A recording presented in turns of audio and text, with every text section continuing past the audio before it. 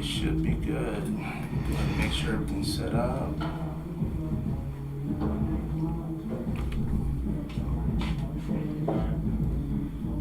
I don't know if the music's gonna be popping up, but we'll find out.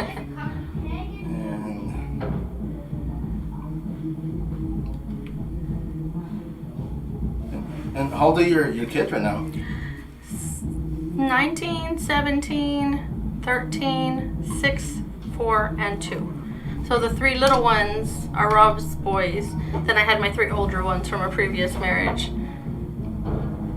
And obviously, I mean, because I've seen some of the footage that you posted, and I mean, obviously he treated them the same. My older kids had a very hard time with his loss.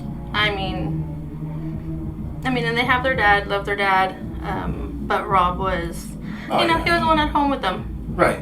So. You see, and I was going to say, and that's kind of, I mean, it happens, I mean, with me also, I mean, of course, our relationship and everything else, I mean, they're around mom, they're with mom, so it's like a, let me see, we are live, let me send it to the intro.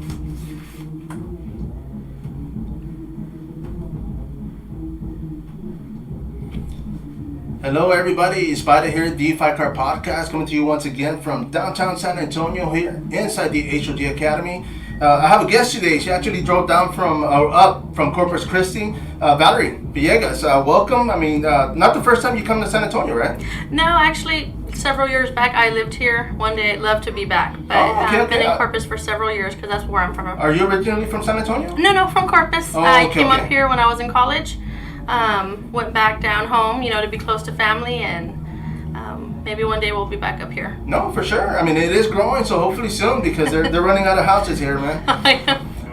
We're here for a reason, and one of them is you're bringing us with us a nonprofit cause, something that you've been working on for quite a bit. I mean, I know I've been following you for a minute. I've been following your page.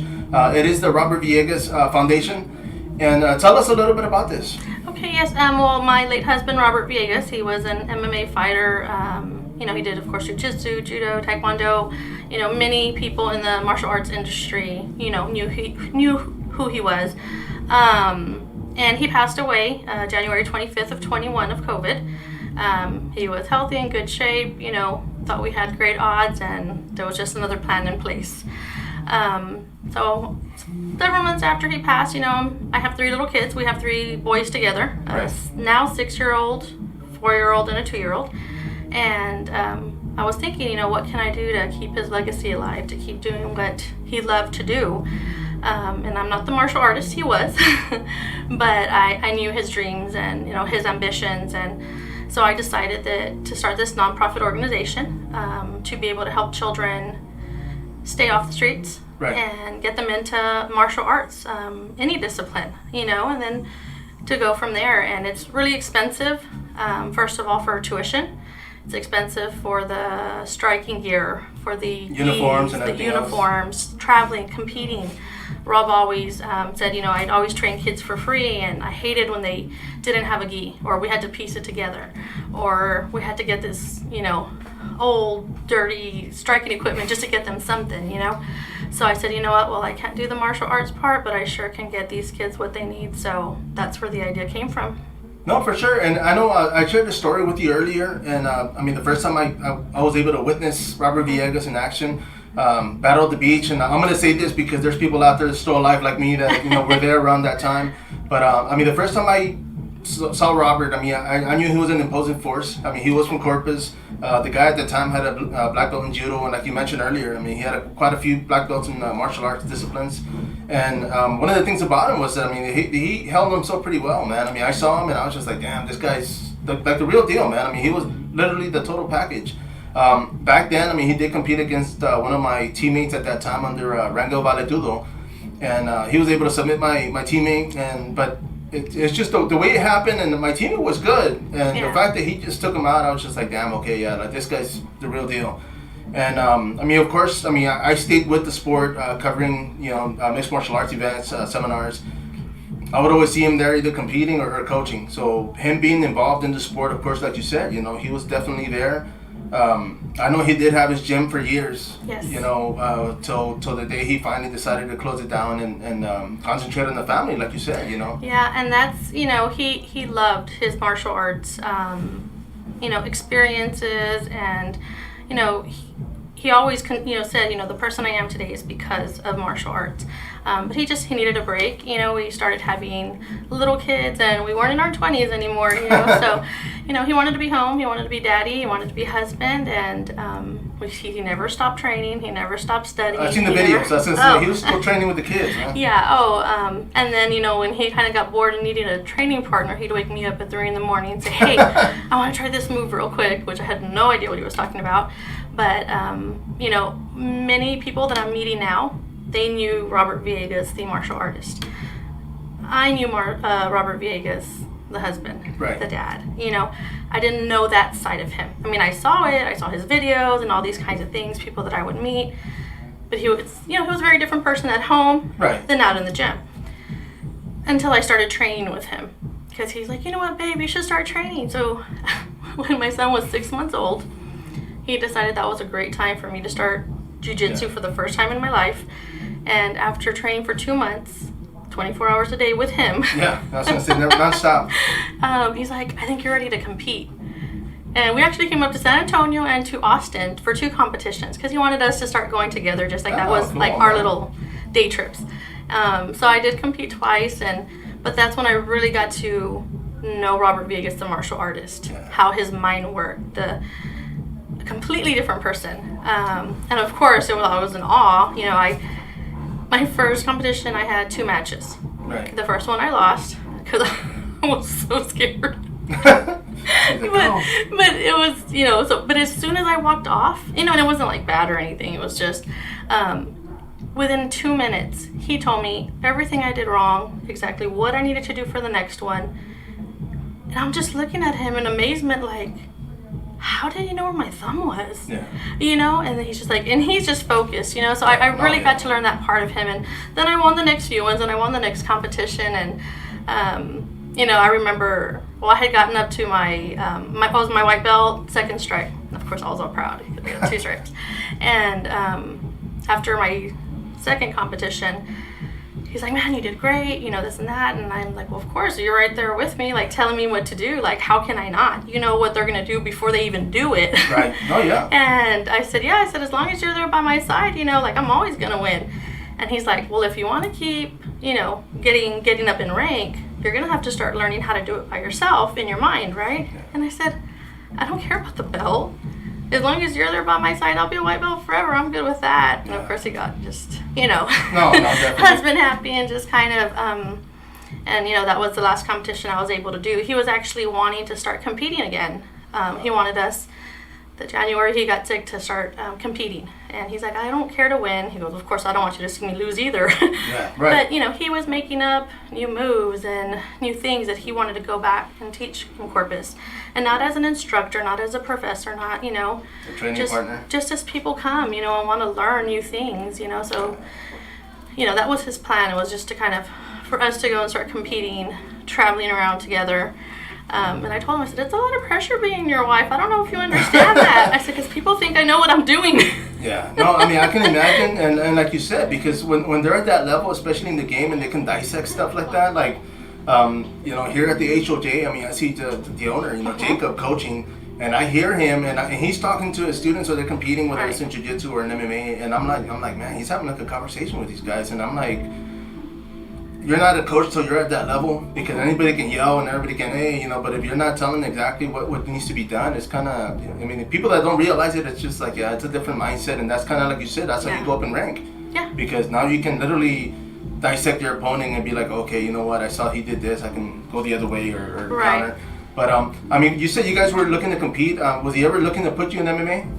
I gotta ask. You know, he didn't mention it, but I would not doubt it, because he was already talking about Taekwondo. He was talking about Judo. He was. Yeah. And I'm like, let's just one thing at a time. I just competed once. Let's take it easy. I'm getting a little bit older every year. No, you see, and I mean, we all are. I mean, I know we talked earlier. I mean, just to travel alone, I would probably need like a week off after a distance like this, because I'm not gonna lie. I mean, the body's not what it used to be. Yeah. I mean, you said your youngest actually drove? No, my oldest. Your oldest, I'm sorry, your oldest. Yeah, I was going to say, now 2-year-old back there. No, my 17-year-old son, I had him, drive over here so he can kind of get that long distance practice. Oh, yeah. And so I can kind of take a break. and I mean, that's when it comes to, it comes in handy because, Yes. of course, I mean, they're getting older, and I mean, they can take care of us when we need help, Yes. Let me ask you now, the fact that, Robert left us the way he did, and it was just unfortunate. I mean, him coming back, and like you're telling me now that he wanted to compete, I would have loved to have seen that because I can only imagine what level he would have stepped it up to and been like, wow, you know what, man? I mean, this guy, like I mentioned earlier, I mean, the last time I saw him compete was actually in Corpus. Actually, it was for the Rocks Extreme promotion. Okay. And he actually fought this guy Ivy, out there for the main event. And I remember even back, I saw him and I was just like, man, he still looked good. And during the whole fight, he wasn't. He wasn't committing, and I mean, I was kind of like, man, well, nobody wants to lose, like you said, he was in his home crowd, home turf, but it turned out he had an injury during that fight, so he didn't tell anybody till afterwards, and he said, man, I didn't want to lose because, of course, but those that know him know, man. I mean, he always showed up to fight. I mean, he fought local here in San Antonio, there in Rosas for Bellator. And I know I'm gonna put that out there because I know you said that he was always looking for footage. Yes. When he fought against Aaron Rosa, if anybody out there's listening, of course, go ahead and put the link or let us know where it's at because I had some, and like I mentioned earlier, it was in my old laptop and it got stolen, so it's gone. But I'm sure there's something out there, and we're definitely looking forward to finding. Just so I'd love to be able to show my boys, our younger boys, those kinds of things. He'd, from time to time, show them clips of, some of the little fights and stuff he would find on YouTube, like as he was going to teach them something. Right.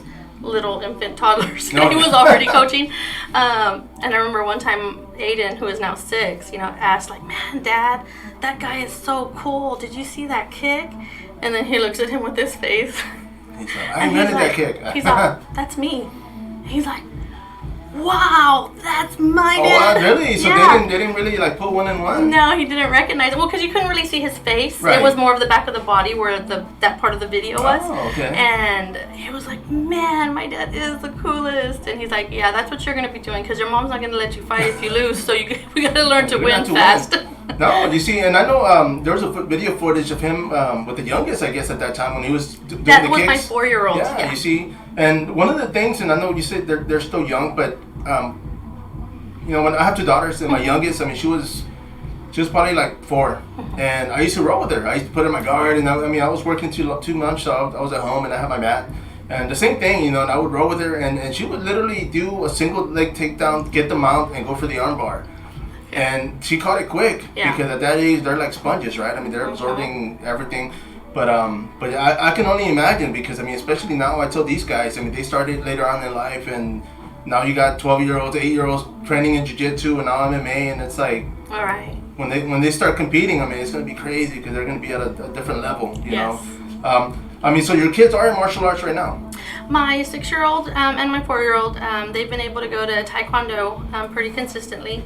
Unfortunately, I just, being a widowed parent of 6 now, and I live maybe about 30-40 minutes away from Corpus, but there are specific people, that he, wanted the kids to train with, so I try to make my way out that way, and it's just been a little hard getting there to take him to train jiu-jitsu right now, but I kind of do the stuff that he left with me because he'd make me write everything down in my notebook. I had to write it down. I had to repeat it to him. Then I needed to show him. Like, he had his whole... So, I kind of do what I can with them because they're so little, to keep them going. Many of our coaches out in the area, they're all just bring them. If you come 1 time, 2 times, we don't care, just get them in. So sometimes we drop in, but they Taekwondo right now because they have a later class. Right. They have their little green belts. I think they're so cool. and Aiden, my 6-year-old, has competed a few times now. Actually, he'll be competing in another week or so in the Valley. Mm-hmm. Oh, okay. Yeah, and and one of the things, like we mentioned earlier with Robert, was he was disciplined in different martial arts. Mm-hmm. Was his striking in Taekwondo? Yeah. Oh, okay. You see, I didn't know that because I knew when I see him compete, I saw him kicking and whatnot. I always thought it was like Muay Thai or kickboxing. Well, no, I mean, literally, it was probably about 8 different disciplines I could count that I remember telling me about. You see, and like I mentioned earlier, also, I mean, he was able to compete. Battle at the beach, Corpus. And I mean, during that time, I mean, it was when, and I always tell people my age, but when it comes to like before they allowed closed fists in Texas and everything was open hand, Right. you know, pancrase or whatever they call it. But I mean, he was in that era. So of course, like you mentioned, I mean, a lot of his students have gone to other schools or opened up their own schools in Corpus. I mean, he was definitely a pioneer. He was a veteran of here, of the sport, not just in Corpus, but I mean Central, and he even competed in Houston. You know, he moved around a lot. So I mean, people know who he is. You know, and I mean, I know at one point we had messages back and forth, and you were saying, I guess you were talking about like trying to get the locals to kind of get involved, and they have. Yes, and you know, sometimes when I started this, you know, it's just me. I'm one person. I have a few people, a couple out of town that help me with the foundation. Right. One being Robert Rodriguez. He's from the Valley, and he actually worked with Robert, you know, years back when he had Extreme. And Robert had Extreme in Corpus, and then Robert Rodriguez had one in the Valley. Oh, wow. So he's been kind of helping me, but he's also far away. So this combat festival that we had, this first annual, you know, sports combat festival, where that kind of originated from was, you know, me thinking I wanted to do something for his anniversary coming up. And originally I wanted to have a tournament, which we're now having in March. But I'm so new to all this, so I didn't know how soon we had to book things and who I needed to talk to, you know. So it kind of didn't all happen the way I wanted, but, you know, I'm thinking, what do I want to do for his anniversary? You know, what would represent him? What would he be proud of? Right. You know? And I'm like, having as many martial arts disciplines as I can together in one place. Yeah. And then I'm thinking, is that even possible? Like, I don't know anybody. People don't really know me. How am I going to do this by myself? I think, planned the whole event in maybe 3.5 weeks. Wow. And, you know, the people I was able to talk to, they were very supportive. We had, you know, karate, we had judo, we had the Muay Thai, we had Taekwondo, Jiu-Jitsu, boxing. You know, in years to come, I plan on having this every year and just having it grow and grow and grow. Like I said, with just such short notice, you know, I was only able to get one of each gym just because it was hard for me to get out there. Right. And then we had a food truck out there because he loved his taco trucks. So what other kind of food would I serve but a taco truck? Yeah, I know. You have to make sure you had that, huh? Yeah, but no, we had a really great turnout. I was a little nervous because I'm like, I haven't really gotten it out there. Nobody really knows what's going on. A lot of people still didn't really know what the foundation was about. Right. And that, you know, we had applied for a nonprofit organization just to make sure, I mean, I've been really working hard on the business end of it to make sure everything is just streamlined, in order, ready to go. Oh, yeah, definitely. And the Chris Six, the news channel, Katia Duarte, she interviewed me for that. And then they came out for the event. We had a wonderful turnout. I mean, I was so pleasantly surprised. You know, everybody was just happy. It was so fun to see other coaches waiting for other disciplines to go because they wanted to see what was going on. And, you know, everybody was just so happy, you know, that I'm standing there. And this is such a bittersweet moment for me because I mean, he would have wanted that, honestly. Rob would have been all over it. He would have been going from ring to ring, from room to room, wanting to see everything. Yeah. You know, but it was exciting. The kids loved it. You know, my boys. You know, and of course, they're doing their own little demonstrations on their own. You know, wanting to show people the little things they knew. But it turned out really well. Great turnout. We were able to raise a decent amount of money. So we can start getting ready for the tournament that we are coming up with. No, you see, and like you mentioned earlier, I mean, this is a nonprofit, so I mean, people want to donate, of course they can. Yes, we have. We're on Facebook and Twitter. What's the other one called? Instagram. I'm just getting in all this social media stuff, but our website is up and running. RobertVillegasFoundation.org. And you can go on there and you can donate. You know, you can make a one-time donation or you can do reoccurring donations. Right. This is a nonprofit organization. Everything's accounted for. Books are open. You know, that's why I'm really starting to learn this business part. Oh, definitely. And, you know, also, for instance, like the event that we had, you know, many people came in and paid at the door. It was a $15 ticket. They'd pay with a $100 bill and say, hey, keep the change. Oh, wow. That's probably where we made the majority of our money, honestly. But yes, you know, we are open for donations. I'm hoping after we have our tournament, our Jiu-Jitsu and Taekwondo tournament that we have in March, that we are able to open up the application process for families to start applying. I don't want to open it too soon and then have to turn somebody away because we don't have enough money. So I'm trying to get, a decent amount of money that, I can have put away. So as people need things, we do have, and we can just tell them, yes, here you go. Let's help you get there. No, yeah, because like you mentioned earlier, I mean, the fact that, what happened to Robert happened, and like you said yourself, I mean, you see what tuitions cost, and you see, kids not being able to go to class or even participate because of tuitions, of course, it's the gear. I mean, this being a nonprofit, I mean, like you said, it's going to be in the books so people can go and see as far as where the money's going to.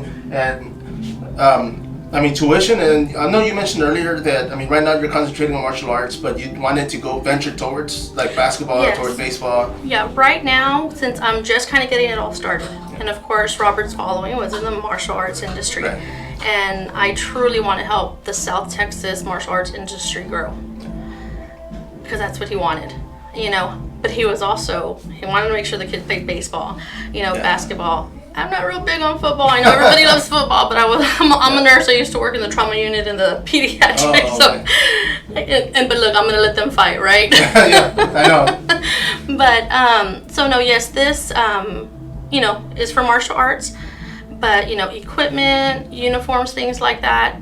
It is also for any sport. Right. Baseball bats, football cleats, gymnastic leotards. My daughter used to be a gymnast. Those things are expensive. Oh, yes. So yes, when I do open up that application process, and all that will be there, but it's for any sport, and it's for disadvantaged families. I don't like just saying low income. There's many low income families that need help, but many of us that need help do not qualify as low income. Right.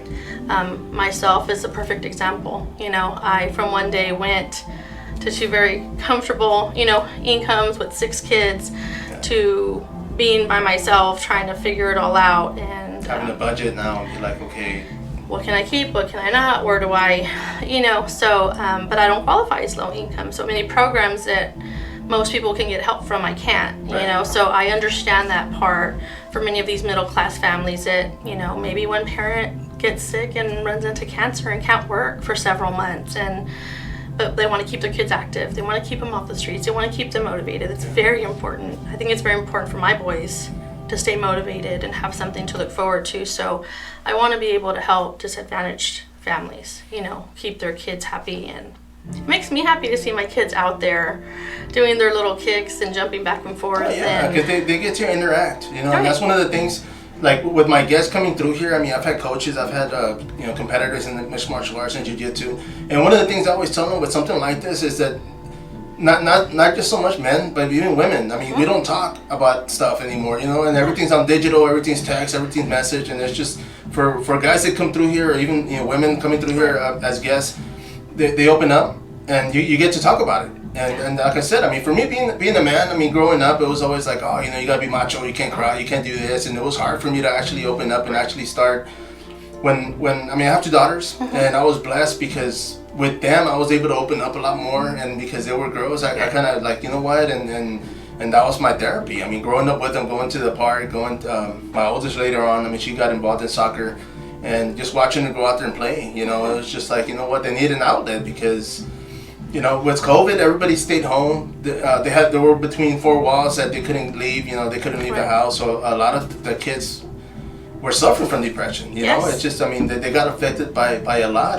Parents had to work from home now. COVID, it put a dent in a lot of people's lives. Obviously with work, with lives, your late husband. Yes. But doing this, I see a lot of great things about this. There's a lot of things I love about this, and one of them is just that you get the kids involved and, put the phone down and go learn something, go learn martial arts, or sports in general, like you said. And like for instance, with the event that we did, that Combat Festival, every year at that event, I want to give like a 1-year paid scholarship to a different discipline. Not to the families to apply. This is to the gyms, whatever, just a different discipline. This year we gave it to the Texas Style Wrestling Club out of Corpus. Oh, cool. I had been talking to the coach for a little while, and he had mentioned that he had a dad who has full custody of his 2 teenage boys. Huge potential in wrestling. I think they're a freshman and sophomore. Yeah. They came to try the class for a few days, and loved it. but Dad just couldn't do it, and so it really, really warmed my heart that 2 days later we were having this festival and I could hand him a check and say, this year it's for you. Please call that dad and let him know. Nice. Bring the boys I had no in, idea. So that's cool. So every year, like I said, for different discipline, we'll choose, and as we have more money, you never know, maybe it can be two. No, for sure. But I want to give that to the gyms so that they know their kids, they know what they have, and so then they can help how they want to. So that felt great because I'm like, those kids would be at home right now. No, you see, and that's a lot of lost potential, man. Because even like with me, and I will say this, I mean, I used to skateboard. I wasn't involved in sports growing up. I was on my skateboard, but going to high school, one of the things that I signed up for, it was summer, and they were like, oh, you can take these electives, and I signed up for photography, and I was like, man, I was so excited. I was like, wow, I'm gonna go, I'm gonna do photos. And the first day we went and we're talking, and they're like, okay, tomorrow everybody bring your camera, and I was like, what camera? And so I went and talked to the teacher, and he was like, you need a camera. Like, you're going to need one if you got to be here. And there was no way I was going to ask my mom. I mean, my stepdad had passed away, and the money was tight. Yeah. And, we were making it. We had a house, we had a roof, but it was just, there was no way, and it hurt me because I was like, man, I wanted to do it so bad, and I couldn't. So I had to go, I think I took business management. I took some class. It was just an elective, which is great, but I was just like, and there's stuff like that people, you don't realize that, you know what, it's just that little, I mean, a camera could have been somewhere, who knows. But another one, and I will say this, my kids we lived on the north side of town, and we were trying to get my oldest into a pre-K class, and the only school that was around, we had applied, went to go buy school supplies. My daughter was excited. She was like, man, I want to go to school, I want to do this, and I'm like, great. And it turned out it was kind of like a reverse thing because they were like, oh no, this school is just for. They didn't use the term low income, but they were like, you gotta make less than so much. And I'm like, what do you mean? I said, well, that's not not my fault. I was at the post office. I was making okay money. I was like, I'm not rich. I'm barely making it myself. But it just and we had to take everything back. My daughter was heartbroken. She was like, she had to actually start in the first grade the following year. Yeah. But yeah, I mean, it's just weird the way it happens because it's just something that we can't control, obviously. But I will say this funny story. We were at the store taking everything back, and my daughter was there, and the cashier, the register lady is like, oh, what happened? And she's like, oh, well, my dad makes too much money, like real loud. And I'm like, hey, kid, like, people are looking around. I said, I want to get mugged, I'm like, I don't have anything. But yeah, I mean, but like you said, I mean, this is it's gonna benefit kids out there. I mean, families, because of course, you get the kids out of the house. That's always a good thing, right? Take them to go. Well, I'm sure because everybody's at home. Well, you have the kids at home running around. Yes. But I mean, as far as the foundation, like I mean, like I mentioned, I mean, it is Robert Villegas in memory of. Yes. And Kirk Hubble was one of the guys that I had here a few weeks back, and I had no idea that he actually trained with Robert. So yes. I mean, like you mentioned earlier, I mean, Robert started what he did, and I mean, it spread. I mean, a lot of his students went, started their own gyms, started training with other people, but he basically planted the seed, and now it's everywhere, and that's one of the things. I mean, that's one of his legacies. And that's what I think is so beautiful, with this foundation, is that, he started something out in our area because he had such a passion for it, and he knew, as a young man, he lost his dad when he was 20. His dad died suddenly, and even at that age, it was such a detriment to him. He knew what he felt that he needed, and so he put his heart and soul into martial arts, and that's kind of what got him through, And he always, told me how he loved to help disadvantaged, especially the young men and young women as well. But he liked to teach them, how to behave and not curse in front of women and be respectful and all these things. So he was so excited to have his boys, and me as the mom, and I was a single mom before, and so I always kind of had to be tough on my kids. I had to be the mom and the dad. They have their dad, love them to death, but at home I kind of had to be the disciplinarian. So with the boys, I'm like, oh, now I can be the nice one, and let daddy take care of everything.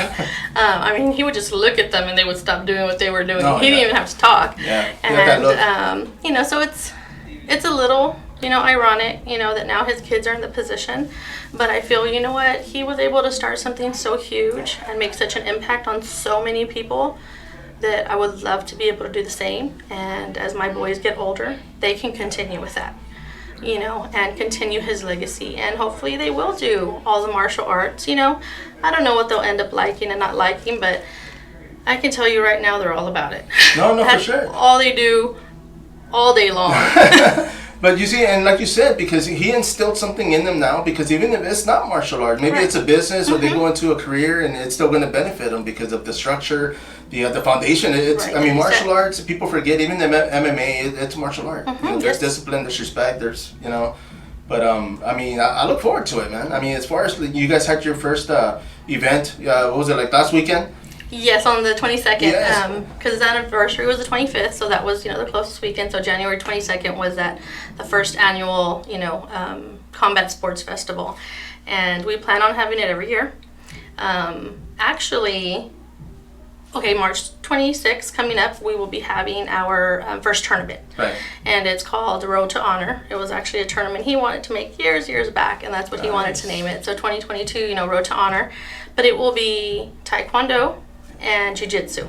The gym, the fairgrounds will be just split in half. We'll have Taekwondo running on its own, Jiu-Jitsu running on its own at the same time. That's actually, I don't think I've seen that. No, and every year I plan on adding a different discipline to it. Yeah. So I was kind of thinking, hey, it wouldn't be such a bad idea maybe one day to make this sports festival a whole weekend.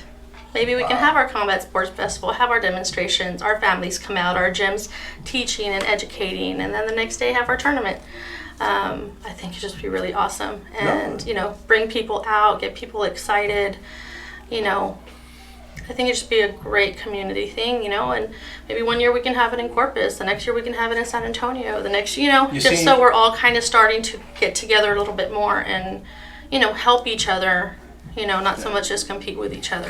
No, and it's kind of one of the things I always, even the fighters here, I always tell them, you know what, because, for instance, like San Antonio, there's so many gyms here. And, of course, they have students and they go and compete. This past weekend, there was a jiu-jitsu tournament. And, of course, they're competing against each other. But when it comes to a city, like you mentioned earlier, for it to be like San Antonio versus Corpus versus Houston, and the gyms, I don't want to say like a lot of the gyms don't want to help. But the ones that do, it's going to benefit them because they're going to get exposure. They're going to get people to realize and be like, oh man, you guys teach this, like I want to go, So it'd be smart for them to get involved. Right, you know. And then that's, like I said, the point. Of course, we all want to be on top. We all want to be the best. We all want to be number one. I agree with that 100%. But let's, as South Texas, let's be number one. Yeah. Let's, practice with each other, work with each other, compete against each other to get better so we can go out further. Because you know what, when this foundation starts going off and some of these kids, want to go out further out to compete and they just can't afford it, you know what, hey, let's put in this application, let's get you to California, let's get you here, let's get you there. So that's my goal. I want to help South Texas grow because that's all Rob talked about. He's like, who cares who's the best in this town or that town? Let's be the the people that are out and about. Let's go take Corpus, let's take San Antonio, let's take Houston, let's take the Valley, and when they know we're coming, then they're gonna get scared. Oh yeah. So maybe one day, years to come, we'll be there, but that's the goal. I just want to help people, I want to keep kids, involved, on the right track, help families that need help. So. No, you see, and one of the things like you mentioned earlier, because even now a lot of the adults, they go to California for the World Mundial, but the kids too. A lot of them, I know the parents, they pull their apprentices together and fly them out to Florida, fly them out to, but something like this would benefit that because as a competitor, like a lot of these guys, one of the things they always worry about or kind of like, it's the weigh-ins and it's sponsors. Yes. And because, even fighting from here in Houston, you got to pay your coach, you got to pay your training, your foods, and it's just like, it takes a lot just to even get there. Yes. And this is going to help that. Of course, yes. And, and maybe, the foundation can do some of it. And then as we start making connections as a foundation, we know people who are looking to be sponsors and, telling me, reach out to me when y'all need something. We can do a part, they can do a part. We can put it together and get these kids out there where, they can go and represent us and say, yeah, hey, this is where I'm from. Watch out. No, I'm you see, coming. and one of the good things, like you mentioned, that kind of caught my attention right now was the fact that because you guys are a nonprofit, corporate companies love that. Yes. They're going to want to donate and be like, you know what? This is what we're going to donate towards a nonprofit, and of course, on that, you're going to be able to help more people. Yes, and I've already been kind of trying to make connections and having meetings. I carry my little binder around with my business plan. You're still taking notes, huh? Like Robert told you. Oh, always. And believe me, I wasn't like that before, and it's funny. I still have my little binder that he had for me, and nice. and you see 3 or 4 pages of the same words over and over and over. So that's, like I said, literally I have my binder right here with everything. If somebody wants to know where the business is at. What my business plan, it's all right there. You see, and one of the guys here the other day, he was coaching. I was here in the morning, and he was just like, yeah, man, this guy's going to be good, man. And I was like, really? I was like, cool. And he says, you know how I know? And he's like, how? He's like, dude, he writes everything down, bro. And I'm like, what do you mean? And he's like, yeah, he's always like writing down what he learned, or, And I was just like, dude, I never did that. And I was just like, you know what? That's freaking brilliant, man, because it's like we're so like on the go that it's like, I mean, I've been to seminars, and I always tell people, I always used to learn more at tournaments because I would see it and I'm like, oh wow, dude, like I never noticed that, and I never cared to write it down, but I would remember some of it. Right. But it was just like, I was like, you know what, instead of doing this, I'm gonna put my hook here, and it make the difference in the world, But that just shows that, yeah, you're on the right track because, I mean, if you're on it, of course, I mean, right now, are you the president of the foundation? Yes. As the founder, I am the CEO and president of the foundation. Robert Rodriguez is our vice president, and then we have a total of 7 board members, like the board of directors, right. And then 7 board of trustees.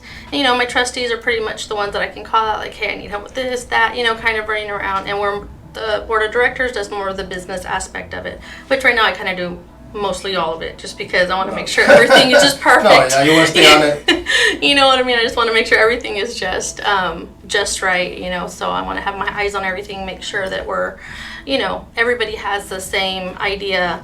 No, for sure. I mean, this is like you said. I mean, this is something Robert would have wanted, so I'm pretty sure he would have been on top of that, right? Oh, he would have been all over it. and now that we're here, because this is going to go on YouTube, so we'll be able to share the link. But I just want to stress the fact that, I mean, for corporate companies out there, I mean, of course, you're going to be looking for sponsorship. So of course, if they want to jump on this, they can do that now. Yes, like I said, the Robert Villegas Foundation.org is our website.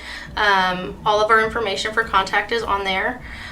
We also have our 800 number. It's 844-845-3427. And it's actually 844 Villegas, which is really cool. Oh, really? Yes. Oh, and I was going to say, I would have never remembered that, but But yes, the website is the best place. Or Facebook to kind of get a hold of us, be able to reach out. All our information's on there. I'm available 24/7. So, if there's anybody interested in, wanting to donate, seeing where we're at, wanting to know what we're all about, and I have no problem, sitting and meeting with them, and because people want to know where their money is going, and I can understand 100%. So, I'm ready. No, I mean, definitely, and like you said, I mean, it is an open book because it is nonprofit. So if people are like, oh, I don't want to put money, because they can go and check, right, see where it's going. Yes, sir. Now, let me ask you, because I mean, obviously, and one of the things you mentioned earlier was that you knew Robert, Dad Robert, you knew husband Robert. Like, I'm not gonna sit here and say, oh, I knew the guy, because I didn't. I mean, I knew him from the sport. I knew him from him being the coach, from him being the competitor.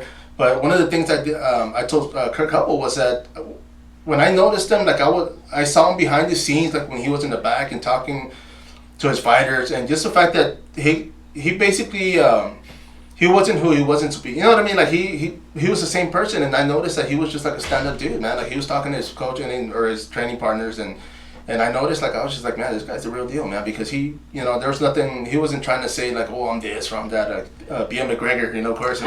He was just Robert, man, and I mean, everybody knew him because of his discipline, because of his character, I was there when he was being himself, and I noticed that from him, so, I mean, good guy, man, definitely. Yeah, and that was one thing, though, that was always true, like I said, from before, in his career to even, Rob, the dad, and the husband. I mean, he was, just always straightforward. He always said what was on his mind, good or bad.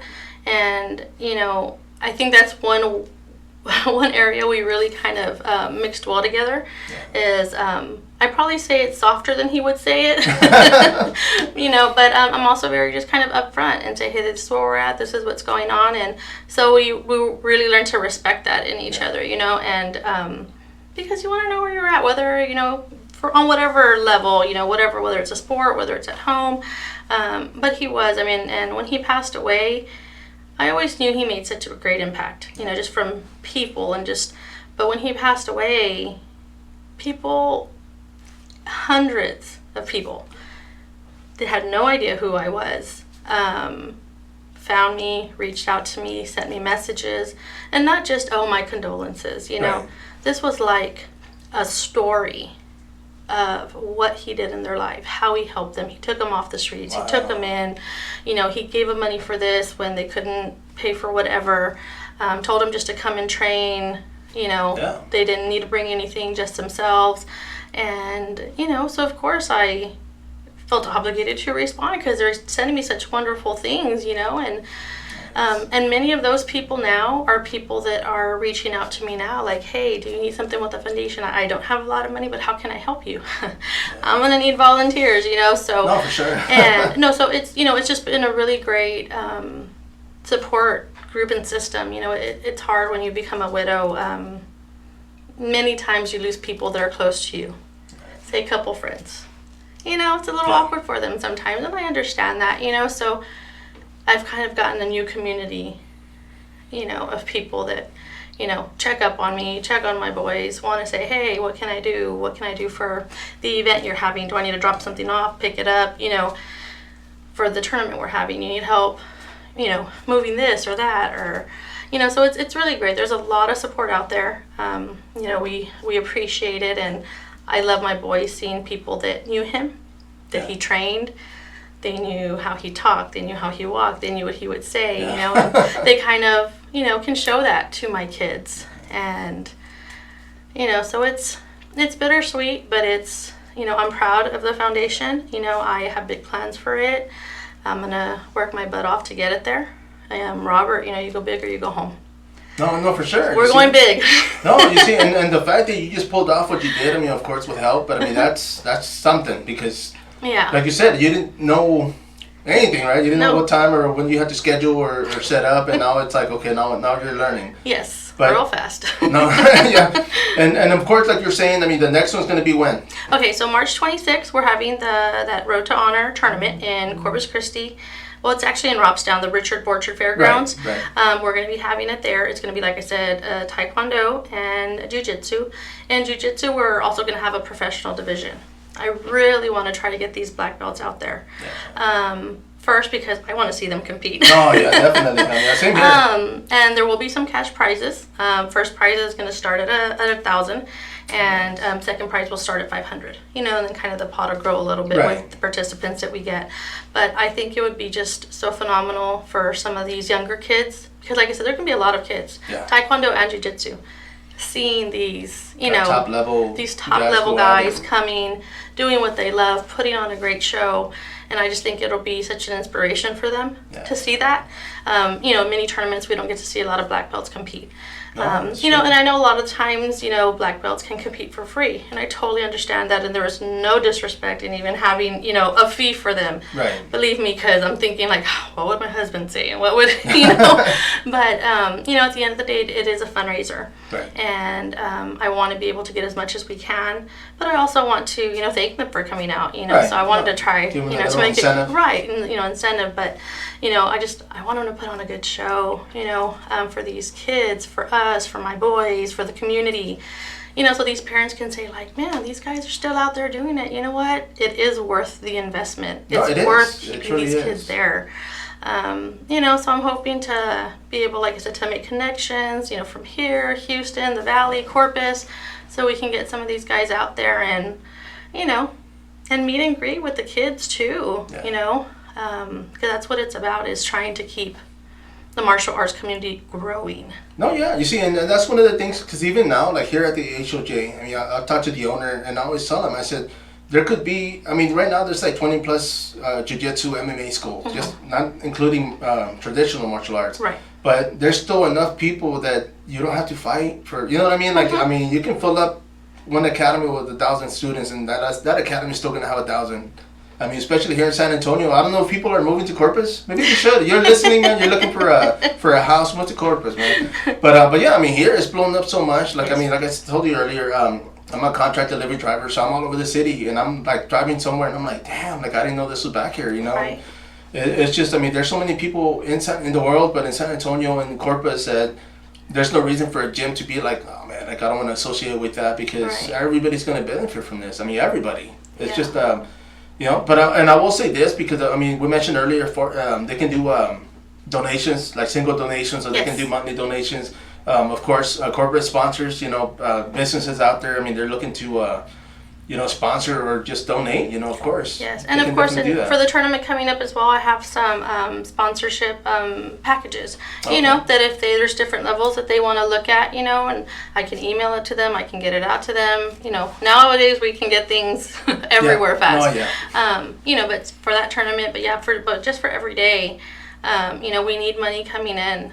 So like I said, the sooner I can get, you know, a good, comfortable amount to open up the application process, you know, I want to try to do that as soon as possible. I just don't want to open it too soon and ever have to say no. No, of course. She's saying, because I'll probably end up paying out of my pocket when I don't even have any money. And I was going to say, I'm in that position now where I'm kind of like that, and I'm like, you know what, and I end up paying out of pocket because I'm like, you know what, like I'm not going to wait till this happens. Let's just do it, you know. And of course, I mean, it'd be better if we have more money, you know, more help for coming in, so we can actually help everybody or as many people as possible, right? Yeah, and actually with the Combat Sports Festival that we had, right? Like I said, I kind of felt that it would just be like an okay turnout, you know. I kind of felt maybe I'd break even, you know, from what we spent on it. And even going in, I kind of thought, well, probably the scholarship that I was going to give, I'm probably going to end up paying for it, you know, just because, you know, it was first year, not a lot of time. We came out after all of our expenses, you know, what we spent on it, you know, getting it together, the ticket sales, plus extra donations that came in. We came out on top $4,000. Nice. I was expecting to pay for the scholarship when I walked in the door in the morning. You know what I mean? My checkbook. Exactly. You know, but so we were so blessed. Like I said, so I was, you know, professors from universities came by to say hi to me, that they have programs in the universities that help with grant writing. That they wanted to connect me with people from some of the different refineries, that they just wanted to come out and say hi. They wanted to meet me, coming out and say hi, and of course leaving a donation before they left. And that's you know, so not only did, you know, we got some money so we can get started on the tournament, you know, we were able to start making some really good connections, because, you know, I am going to have to start grant writing and things like that, because I can't just depend on people giving money. You know? No, for sure. And I mean, there's enough, I mean, the states, the city, they got money, so hey, why not? Right? Yeah, you know, so we're going to start looking at that. And then, you know, maybe in the next 6 months or so, we're also going to start looking at some different things that we will sell as well on the site. You know, something that we can kind of brand martial arts wise, that, you know, so when the gyms know that they buy it, they have to buy it anyway. You know, maybe they buy it in bulk here and there. They get it from us. It's like gloves and shin guards and uniforms. You know, so that we always have money coming in somewhere. But we can't always just depend on donations, because we never know what kind of year we're going to have. When COVID hit, you know, businesses went down, and, you know, incomes went down, and, you know, I don't want something like that to hit and then we go down. You know, so, you know, where we have, there's a lot going on, and I'm excited about it. And I, you know, sometimes in my brain need to slow it down just a little bit, because my ideas keep going, but it's because, you know, I know that we can really do something big, and the more I meet people, the more connections that I make, and, you know, it's just, I feel it's going to be a really good thing for so many people. No, I mean, I'm excited about it. I mean, like I said earlier, there's a lot of things I like about it, and it's just one of the things that it's giving back. You know, as a martial artist, I mean, there's, I mean, of course, you know, they have to pay rent, they have to pay lease and whatnot, so it's a business, you know, but at the same time, I mean, there's, I think the owner here is actually working on something like that with like a local, you know, be able to like provide for like one, you know, student, or depending on what comes in. But that's always good though, man, because martial arts, I mean, it's like they say, like, for example, like boxing. Boxing, that's a poor sport, because you can literally go and pay for a year, and you know what I mean? Like, you just go and train, and, you know, just jiu-jitsu schools, I mean, they're charging for their time, their technique and everything. So, I mean, of course, the difference is, the payment is different. You know, when Oh yeah. now you go to jiu-jitsu, I mean, like we mentioned earlier, now you need a kimono. Now you need, accessories. Now it adds up. Now, because I mean, you knew Robert, like you said, after like he stopped, teaching and getting away from the sport. Right. But you guys were still training, right? Oh, I mean, you guys were still at home. So in my house we have like 2 living rooms, right? Like the big living room and then a smaller living room. So our big couch, side tables and all, we're in the little living room. Yeah. Squashed like a little sardine. Granted, with all the 6 kids in the house, right? Yeah. And our big living room was just a full mat room. And the bags, the kicking bags, all that kind of stuff. And, whether he was training, me or the kids or wanting to work on something, or sometimes he'd call a friend over like, hey, let's roll for a little bit, come to my house. And, so yeah, he never stopped. He couldn't. No, I was going to say, I don't think at that point he could. I mean, because even, like the same thing. I mean, I told these guys now, I mean, the ones that are competing, the ones that are training, I mean, you invest so much time and so much money in something, like, do something with it. At the end of the day, you're like, I'm going to start teaching. Well, I'm going to start opening an academy up, and you know what I mean? I mean, just keep it going, because it's, I mean, like I said, I like it for a lot of reasons. One of them, get the kids away from the house, get them away from technology. One of the things you mentioned with Robert earlier was that he had to unplug. He kind of removed himself, and he unplugged and reset. Yes. And we all need that. Yes. I mean, martial arts can be one of those unplugs. Like, you can take yourself away from work, from home, and just kind of come over here and let your frustration out trying to strangle somebody. But I mean, it's just things like that. I mean, it is a good therapy. Of course, you mentioned basketball and baseball, venturing into those sports as well. On these tournaments, are you going to be competing? That's a good question. And you just gave me some chills, because I have been saying, when I trained with him and I did start competing, of course I fell in love with it. I mean, it was just different, and it was just exciting, and just the way you have to use your mind. Like, it's not just a physical game, it's a very, very mental. But it was, a little hard for me emotionally to go back to the gym. I went a couple times just to kind of go roll a little bit, but then I think in my head, I had Robert Villegas, my personal coach, 24 hours a day, like, how do I do this? It's a little hard for me to go somewhere else right now, just because, but he'll always be with me. He'll always be in my head. So I do want to start training again. I want my kids the kids loved to see us training. So I want to. I probably won't compete this year. No, I don't think you would be able to, man. You got so much stuff going on. But, in time, as I get more help, more people, that are really kind of devoted and dedicated to this foundation, I would definitely love to compete again.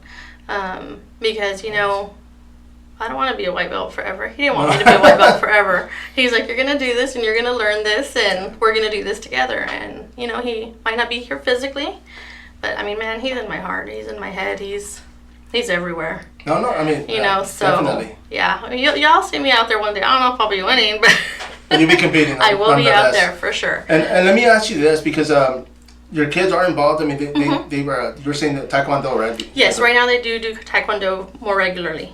Okay. Now, jiu-jitsu in due time, of course, they might step in there again and keep training. Oh, for sure. And they ask every day, oh man, my heart breaks. My son, my 6-year-old, Mom, Dad said we have to train every day. He would have him doing push-ups, lunges. What is it called? Like, it's like a wrestling move when you kind of put your knee down and like the duck walk.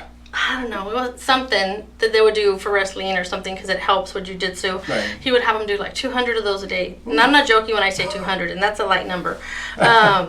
He's like, well, we need to train every day, and you haven't taken us to jiu-jitsu, and I know my dad knows we're not going because he can watch us, Mom. So you need to take us. They will get there soon. I will get them back in. And like I said, they need to learn all, the other disciplines. They need to learn everything. He wanted them to learn everything. He goes, they might not be perfect at everything, but they need to know everything. And so now meeting so many of these coaches, and even myself at the festival, seeing judo, seeing, the wrestling, seeing all these things, I'm like, man, that looks so cool. Like, I want to do that. But so, they will be getting out there. They will definitely, I know, will be competing. Aiden will for sure be competing in Taekwondo here. Jiu-Jitsu, he would want to compete, but he is not ready to compete. Not yet. But no, they'll be there. My boys will definitely be there more regularly. And just to put them out there, who are some of the academies and gyms that have been like working with you right now? Okay. Well, for instance, the ones at the festival was really great. CC Boxing let us host it there, which was phenomenal. Because initially when I was thinking, okay, I need to rent a place, I need to get mats, I need to get a ring. Who the heck's gonna help me?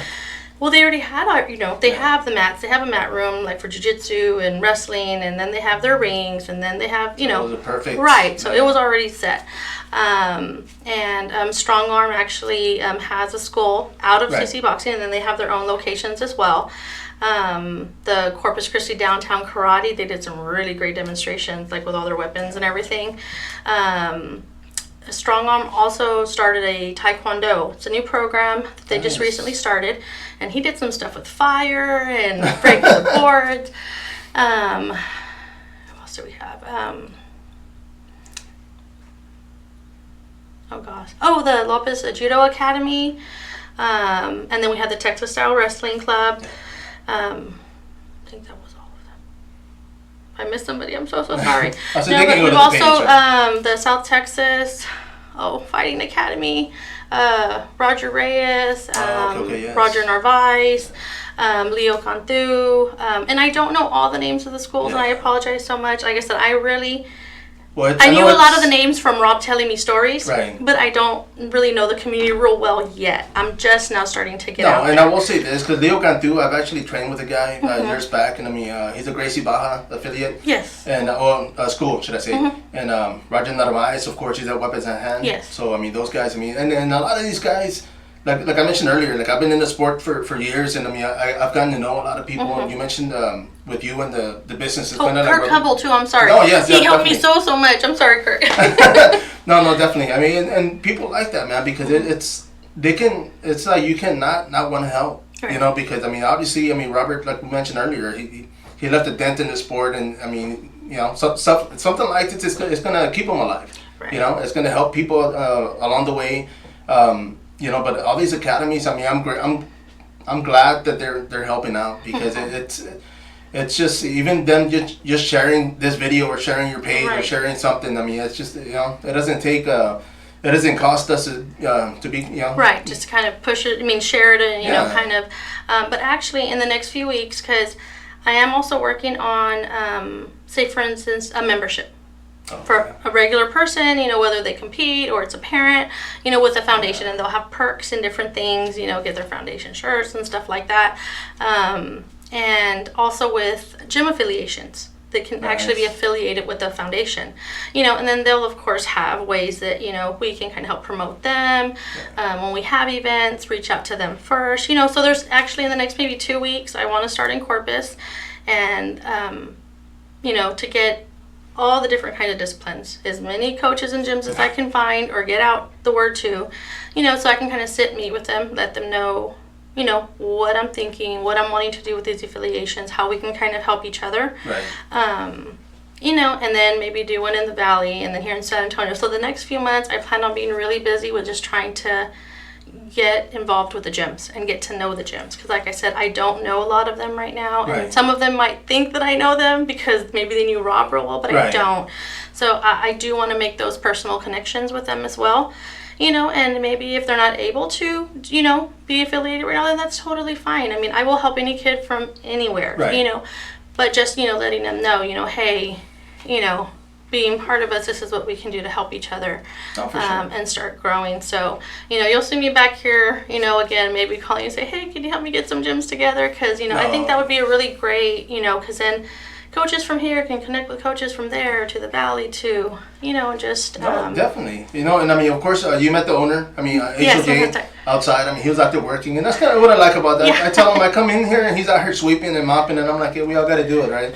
But, it's, even here, maybe talk to him and see, maybe you have a lobby so we can get some of the gym owners to come by and then talk to you, Yeah, that would be great. Time comes. Now, of course, you guys are driving back to Corpus tonight or this evening? Yeah, we're going to meet my daughter. She's out in Texas State in college, so we're going to have dinner with her first, and then we'll head back into town. And now I got to ask you, is your oldest going to be driving back? Oh, for sure. It's his time now. I already drove him enough Enough years. And now, you mentioned earlier, I mean, you don't know, you know names, you know people, you know your husband was involved in, but if they're listening, I mean, they can reach out to you, of course, like you mentioned earlier, at your Facebook page, on your website. Yes, a lot of people do use my Facebook Messenger. They can do my personal or the foundation page. But yes, I mean, there's just so many people out there that were very close to Robert, you know, whether it's when they first started out or in between, the middle of his career, towards the end of his career. You know, please reach out to me. You know, I want you involved. You know, I just, like I said, and I'm only one person. And, you know, I live like 30 minutes away from Corpus, and I work an hour away from Corpus. Oh, wow. So when I'm trying after work to get out to these gyms in Corpus, it's that hour. And, of course, picking up 6 kids in between. The traffic and everything else. You know, and then kind of, so it's a little hard, but I'll get there, you know. But if you can reach out to me first because you do want to be a part, you do want some information, you know, please do. Like I said, I'm always available, literally 24 hours a day. No, for sure. And I know... for this, always. No, yeah, you kind of have to, right? Yeah. I mean, I always tell people, because they're like, oh, you're self-employed, you can do what you want. And I'm like, no. You're just always busy. working. Yeah, I'm working 7 days a week, and it's just... You know, not all the day, every day, but it's just like I've always got something going on. So it's just, you know, but it's what I want to do. So I'm happy with it. But I do want to thank you. Thank you Thank so you much for stopping by, making the drive up here. I mean, that says a lot. And I myself, as far as the podcast, I do want to get involved. And we're definitely going to talk more after this to see about being able to contribute. And not just, you know, work with you guys alongside and then keep promoting this because... I want to see this get big. Yeah. I mean, you know, it's just why not, right? It's a good cause. It's a great. Yeah, we'll all win, you know, and we'll see us grow, and it's exciting. I'm excited, and you know, sometimes I usually hold myself together pretty well. Sometimes my emotions get the best of me when I'm doing these kinds of things, or I'm maybe talking to a coach regarding it because, you know, I get a little overwhelmed with my feelings. You know, I feel Rob here, and sometimes in my head I'm like, how am I even talking to these people? How do I even know what to say? Like, I don't know what I'm doing. But, you know, he's in my head and, you know, kind of leading me, you know, where he wants me to go and want me to do. So, definitely. You know, that's where I'm at. So, you know, I look forward to working with y'all more. You know, and you know, anybody else who, you know, wants to be a part of it. No, and I know you left me some flyers. I'm going to be, myself, I'm going to be passing them out throughout the gyms here in San Antonio. Some of the pamphlets, I mean, just drop information. And, of course, I'll be telling everybody to contact you, you know, to get more information because, like we said, I mean, in due time, I mean, definitely I'll talk to the owner here and see maybe we can get something going here just for you to stop by and talk to other gyms and let them know because it's one thing, like you said, for them to be the best here, but you know, you want to travel, you want to be able to, you know, go across state or go across, you know, the U.S. and get out there. But I thank you, Valerie Villegas, for stopping by. Of course, I mean, this is going to be for the Robert Villegas Foundation. Great cause, great man, and we're going to keep this going. I mean, we're going to keep him alive through this and let everybody know who he was and how much we can accomplish just pushing his foundation, definitely. Yeah, awesome. Thank you so much. I appreciate being here. No, not a problem. I'm going to go ahead and log off, but stay with me. Everybody out there, this is Spider, the Fight Car Podcast. Of course, we are in San Antonio, Texas, inside the HOG Academy. For more information, go to their website. This is I'm going to post a link on this. And follow up. Make sure and subscribe and let us know if you have any questions. Go ahead and drop them on this YouTube channel. Till next time, follow up.